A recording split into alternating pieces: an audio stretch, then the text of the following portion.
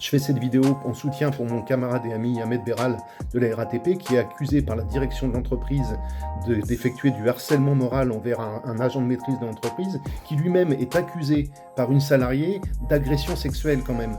Et donc l'entreprise a ouvert une enquête et a confié cette enquête à un cabinet d'avocats. Le cabinet d'avocats a entendu d'autres salariés femmes qui se sont plaintes de cet agent de maîtrise. Elles étaient mal à l'aise en sa présence. Suite à ça, évidemment, le cabinet qui est payé par la direction de la RATP conclut que c'est Ahmed le responsable. Ahmed qui ne supporte pas le sexisme, qui ne supporte pas la discrimination et qui d'ailleurs référent harcèlement sur son chantier quand même. Voilà. C'est une situation courante maintenant dans les entreprises. On explique aux militants syndicaux qu'ils sont toxiques, qu'ils sont méchants avec les cadres de l'entreprise qui sont chargés d'appliquer une politique de destruction. C'est ce qu'on m'a dit plusieurs fois, mais vous vous rendez compte, ce ou cette cadre est également un salarié comme vous. Vous vous rendez compte? Sauf que non, un cadre, il applique une politique d'entreprise, un salarié la subit. Ce sont des choses totalement différentes.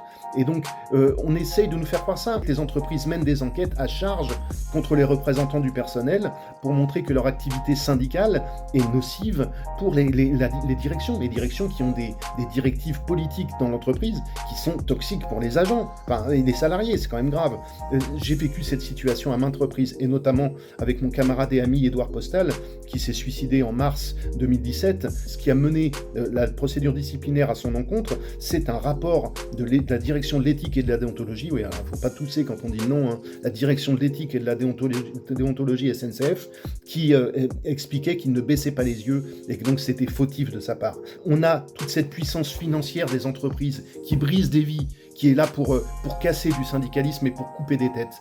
Donc Ahmed, je serai avec toi, moi, le 8 au matin pour te soutenir, le 8 avril, et le soir, j'anime une émission un live sur Révolution Permanente pour parler justement de la souffrance au travail et du harcèlement que subissent les représentants du personnel et tous les salariés qui ne veulent pas baisser les yeux. Je suis avec toi, Ahmed.